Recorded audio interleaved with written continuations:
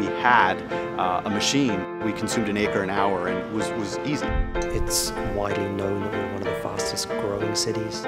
It was at a scale where it became unwalkable, and so, cars were necessary. Phoenix is the land of the garage door and the personal car. The only way you play in any meaningful way in society is if you have an automobile. How do you create a sustainable community, a city that actually will be here in 150 years? There are limits. $5 a gallon gas certainly enforces those limits. We can't continue to do what we're doing.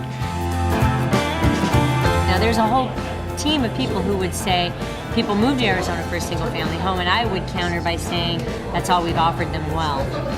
The quality of life plan has defined that we want to be like every other neighborhood. We want to be the same. We want to have the same amenities. We want to have the same recreation. Restaurants have closed, art programming has got cut back, all of the arts and cultural institutions have been affected, independent businesses have been struggling. There isn't the density of people down here anymore to support a lot of what these businesses are struggling with. Once the nation's fastest growing urban area, the region's population growth has slumped to a stagnant 1%. Over 40,000 people have walked away from their homes, and unemployment is the second worst in the nation. Trends are clearly changing, and local leadership is taking another look at assumptions made in past decades that currently define our quality of life today. To try to build farther and farther out in bigger and bigger cities has a huge cost to it. Fuel costs are now driving some people out of their homes. It's not that they can't afford their home payment, they can't afford their home payment and the cost of the transportation it takes to get to their jobs. It's a huge cost to an individual, their lifestyle, and their family. A major strategy on how to address these challenges involves utilizing the region's new light rail system, along with the TOD model, or transit-oriented development, which suggests that instead of building a city for automobiles, urban centers should be built on the human scale. What we have constructed initially are the opportunity for people to have a real urban experience. You could live in Mesa, take a class in downtown Tempe, and have dinner and go to a sporting event in downtown Phoenix and never get in a car. Light rail provides the opportunity now to make sure that not only does it supply transportation for wealthy people who happen to live in condos in a very urbanized environment, but it also gives us the opportunity to provide services to our community members who otherwise can't afford an automobile or transportation.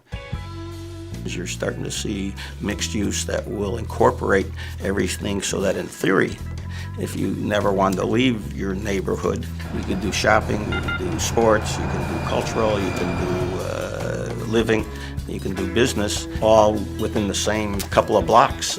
The ability to live without an automobile, if one chooses to do so, use that as the means to support families, rather than writing more checks and providing greater welfare. Equally as important is creating more conversation in the planning process, allowing residents and business owners to make better informed decisions in the development of their communities. If the planning is done up front and it's properly planned.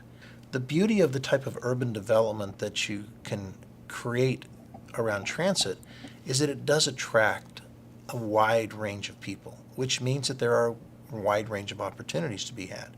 And as we grow as a community, we're not going to be able to grow out much further. We are going to become more urbanized as a metro area. People will want to live in closer to the action. Light rail will be a magnet that will bring people into that action, and there's a large segment of our society and our communities that will want to live there.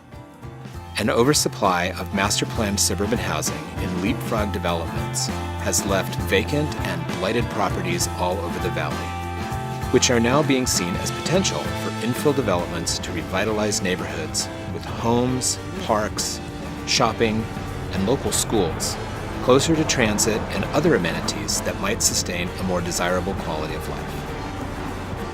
With Phoenix, Mesa, and Tempe coordinating our efforts, we're much more likely along that entire rail line to do better together. It isn't about whether it's in Phoenix or Mesa, it's along light rail. It's not a Republican, a Democrat, a Tea Party, a liberal thing. It's about quality of life.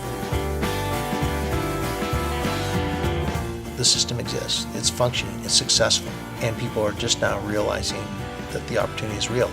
It's not just a pipe dream.